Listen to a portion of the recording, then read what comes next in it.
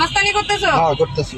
রাজধানীর ধানমন্ডির জিগাতলা এলাকায় প্রাইভেট কার পার্কিং করায় চাঁদা নেওয়ায় ভাইরাল ভিডিওর যুবককে আটক করেছে ধানমন্ডির থানা পুলিশ। মঙ্গলবার দিবাগত মধ্যরাতে তাকে আটক করে পুলিশ।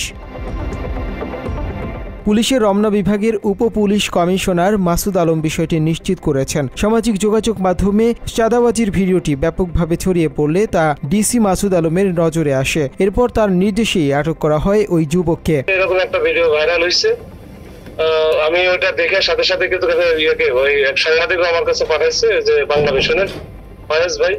তো ও দেখি মানে তার ওইখান থেকে একটা ওইটাতে আমি প্রথম দেখছি আর কি। দেখার সাথে সাথে আমি বলছি যে এখন জেলে থাক, সেখান থেকে ধরে নিতে হবে।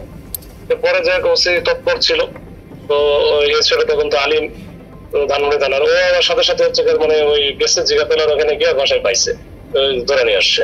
আটক যুবকের নাম মোহাম্মদ আশরাফুল। তার বাসা রাজধানীর হাজারীবাগ এলাকায়, গ্রামের বাড়ি লক্ষ্মীপুরের চন্দ্রাগঞ্জে।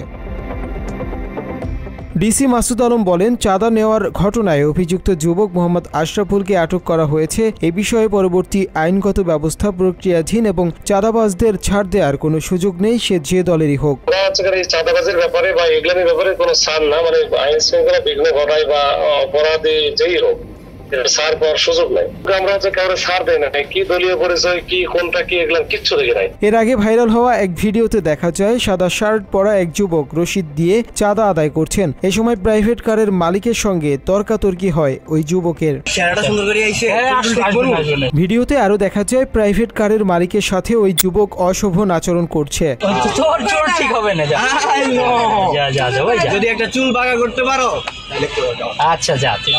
গাড়ির ভেতরে থেকে ভিডিও করছিল দেখতে পেয়ে ওই যুবক চুল নাড়িয়ে প্রাইভেট কারের মালিককে হুমকি দেয়। মুনতাসির তাশরিফ, বাংলা এডিশন।